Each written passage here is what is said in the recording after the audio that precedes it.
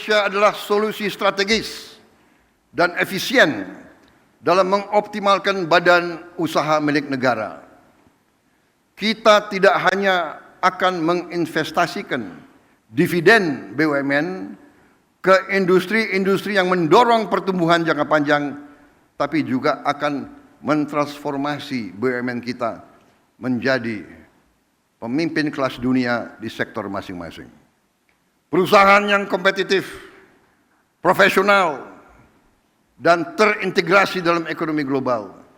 Kita ingin melihat lebih banyak BUMN Indonesia masuk dalam daftar Global Fortune 500. Ya, harapannya dan antara bisa membuat Indonesia makin maju, membantu Indonesia makin maju. Dengan terkumpulnya dana yang sebegitu besar, insya Allah bisa menggerakkan roda-roda ekonomi di Indonesia sampai daerah-daerah mudah-mudahan. Bapak tadi kan ikut pemaparan sambutan Pak Prabowo, yang Bapak lihat sendiri dari paparan Pak Prabowo ini semangatnya seperti apa? Luar biasa semangat Pak Prabowo. Memang sangat beliau untuk rakyat luar biasa. Kita lanjutkan dialog, kita ke Mas Fitra lagi. Mas Fitra tadi mengenai mekanisme pengawasan yang ideal untuk Danantara ini seperti apa? Karena kan ini bentuknya super holding ya, korporat ya. Saya tidak punya concern berlebihan ya terhadap potensi pengawasan Danantara karena dia sudah korporat. Jadi ibaratnya begini ya, ini sorry itu karena saya juga sebenarnya PNS juga, saya merupakan bagian dari pemerintah juga to some extent. Tapi begini, biasanya kalau pengelolaan dana publik yang dikelola oleh pemerintah, itu ibaratnya kita dalam satu ruangan, itu kemudian tertutup oleh kaca-kaca yang mungkin tingkat kadar keamanannya 60-80%. Tapi kalau di korporat, itu tingkat pengelolaan dananya ketika kita mengelola dana, ibaratnya dalam satu ruangan, itu kacanya transparan seperti di sini. Orang bisa ngelihat dari luar. Berarti gitu lebih terbuka ya? Lebih terbuka dan lebih efisien. Bisa 150% dong ya berarti ya? Oh bisa aja. Jadi gini, kayak sekarang kan mungkin banyak meme yang ngeliat, wah kantor pemerintah jam 5 AC udah dimatiin. Loh sektor swasta udah dari dulu jam 5 AC udah mati. Gitu kan. Jadi memang itu adalah efisiensi yang gaya korporat gitu kan. Karena kita menggunakan benar-benar uang masyarakat gitu untuk kepentingan-kepentingan yang jauh lebih produktif gitu kan. Itu kan kuncinya di situ. Nah sehingga saya tidak terlalu khawatir akan terjadi semacam potensi fraud yang berlebihan dibanding ketika dana ini dikelola pemerintah. Coba kalau kita ngelihat kemarin kenapa sih ada Inpres 1 2025? Karena ternyata apa Mbak?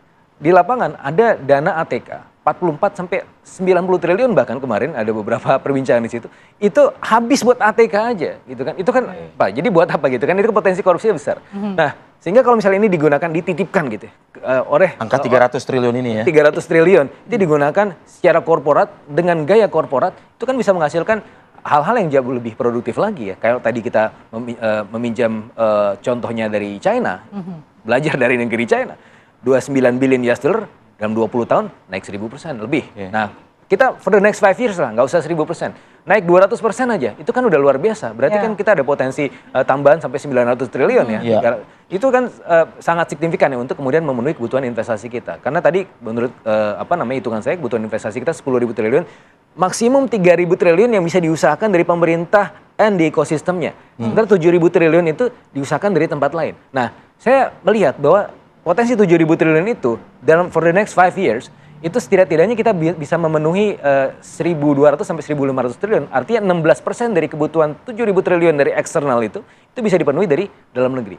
Yang juga tidak kalah pentingnya Mbak, ini saya melihat Danantara bukan cuma sebagai lead investors di sini, ya kita menjadi lebih independen untuk kemudian sektor mana yang kita invest, tapi kita juga bisa investasi di luar negeri.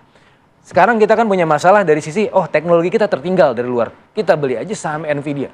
Ya, nanti kita bisa melihat, tolong Johnson Huang ini Anda tanam bikin pabrik di sini, bikin perusahaan semikonduktor di sini.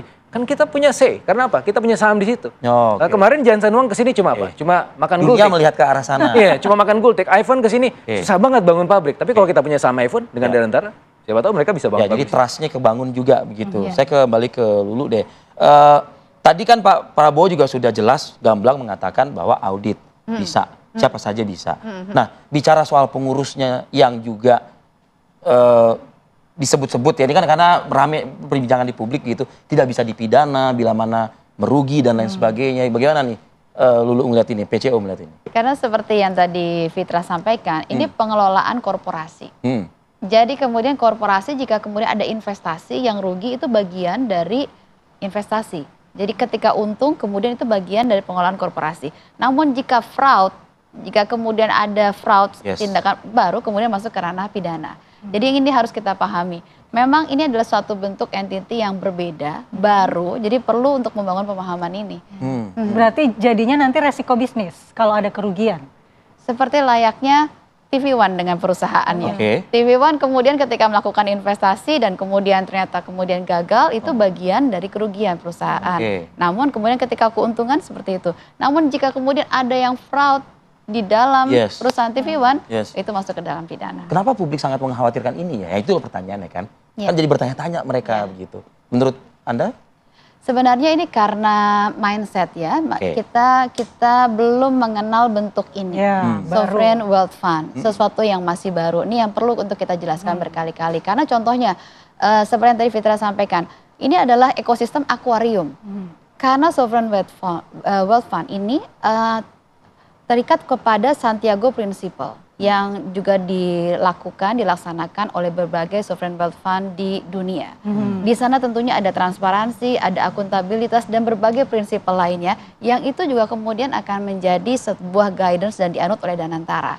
Jadi bagaimana prinsip-prinsip secara internasional yang memang memastikan bahwa gerak sebuah sovereign wealth fund ini benar-benar transparan, benar-benar kredibel, berintegritas, itu menjadi satu hal yang dianut oleh Danantara. Jadi ini yang perlu kita pahami, bahwa tidak melulu adalah soal pemeriksaan korupsi, tapi ada pengawas-pengawas lain di ruang akuarium seperti yang tadi disampaikan. Nah, artinya begini, ini kan kita sudah gamblang ya, pemerintah sudah minta kepada publik juga karena akuarium ini gitu. Artinya udah 100% lah, publik juga bisa mengawasinya gitu kan. Nah tapi lagi-lagi sosok kepemimpinan di Danantara itu. Ini apakah bersifat sementara untuk memberikan trust, untuk memberikan kepercayaan pada publik bahwa orang ini bisa saya pegang, gitu loh ibaratnya. Atau nanti justru akan sesuai dengan harapan tadi yang Fitra sampaikan, independen gitu. Iya, karena saya bukan pengamat, saya stafnya presiden, jadi saya hanya bisa menyampaikan yang sudah presiden sampaikan ya. Nanyanya ke Mas Fitra berarti. Gimana Mas Fitra? Ya, jadi itu harapan dari market memang. Karena memang dari awal ketika ide Danantara itu diedarkan gitu ya di market, kita sudah melihat bahwa ya Danantara ini ketika ada, dia akan menghapus Kementerian BUMN gitu kan. Jadi roadmap-nya ke sana. Jadi dari sisi ini maka independensi itu menjadi sangat krusial. Tapi meskipun demikian kalau kita bicara ide ya, ide ini sebenarnya udah lama juga Mbak Laura ya, dari zamannya Pak Sumitro. Pak Sumitro sempat menawarkan ide ini ke Pak JB Sumarlin. Waktu itu Menteri Keuangan tahun 1988 sampai 1993. Tapi ide ini ditolak kenapa tahu nggak? Karena waktu itu kita baru saja mengeluarkan paket Oktober 88 liberalisasi keuangan di sektor keuangan sehingga kita dapat banyak duit begitu kan. Jadi nggak perlu juga. Siapa yang menangkap ide ini pertama kali? Pak Mahathir. Kenapa? Karena dibisikin sama Pak Sumitro dengan Kasanah 93 yang kemudian menjadi referensi kita juga gitu kan. Jadi sebenarnya kita ini ketinggalan. Jadi tapi ya nggak ada kata terlambat. Kita mulai lagi gitu kan. Memang ini seakan-akan baru, tapi sebenarnya yang lain sudah melakukan kok. Jadi sudah best practice juga. Dan yang lain melakukan itu bagaimana sejauh ini? Mereka ya tentu ada pro dan kontranya. Kalau kita lihat Malaysia dengan Kasananya, ada kasus juga di sana juga kan. Tapi kita juga melihat bagaimana Temasek yang sejak tahun 1974 ya 25 Juni itu didirikan, itu sekarang bisa sangat agresif membangun Singapura seperti sekarang. Juga yang paling dekat yang tadi saya sampaikan, bagaimana China dengan SAC-nya itu kemudian bisa menjelma menjadi salah satu kekuatan ekonomi dunia juga, mendorong China pertumbuhan ekonominya di atas bahkan di atas 10% gitu kan, dengan salah satunya adalah karena dukungan korporat itu gitu. Nah ini yang kemudian kita harapkan. Ya inilah memang Danantara ini bukan hanya sekedar sebuah pengelola investasi, namun tadi bahwa ini adalah sebuah instrumen untuk mendorong pertumbuhan ekonomi. Inilah yang kemudian kita mencoba untuk kemudian dorong dalam bentuk hilirisasi. Hilirisasi sangat identik dengan pertambahan nilai. Kita punya banyak sekali kekayaan sumber daya alam yang selama ini dijual raw material aja. Dan added value-nya itu dinikmati oleh negara-negara lain yang punya teknologi, yang punya ya berbagai hal yang lain. Nah ketika kita memiliki sebuah lembaga untuk mengolah, punya dana, punya modal untuk kemudian membeli teknologi tersebut, kita bisa memberikan added value yang bisa kita nikmati sendiri. Oleh sebab itu maka Presiden menyampaikan bahwa Danantara ini untuk anak cucu kita. Apakah pemerintah bisa memastikan bahwa Danantara ini pasti akan menghasilkan pertumbuhan ekonomi seperti tujuannya? Harus. Harus seperti itu. Berarti optimis ya. Yakin Didesain ya. sedemikian rupa dan kemudian juga secara resiko kita akan mengelola sumber daya alam kita. Ya. Itu yang diutamakan. Di mana contohnya misalnya kita punya sawit, kita tahu kita adalah penghasil sawit salah satu yang terbesar di dunia. Jika kemudian kita bisa mengolahnya, memberikan added value menjadi satu biofuel, maka biofuel kita akan bisa memiliki sebuah ketahanan energi. Baik. Kita punya added value yang kemudian kita juga mungkin bisa jual ke mancanegara. Baik. Seperti itu. Jadi resiko bisa kita kendalikan karena ini barang-barang kita sendiri. Baik, terima kasih Mbak Lulu dan juga Mas Fitra sudah hadir di studio. Terima kasih Berita Laura. Mudah-mudahan sesuai harapan kita bersama dan antara ini akan memicu pertumbuhan ekonomi Ya. nasional. Baik, kita jeda dulu sejenak pemirsa. Nanti kita akan pantau juga bagaimana perkembangan di hari kelima hari ini ya. Retret di Akmil Magelang. Sesaat lagi.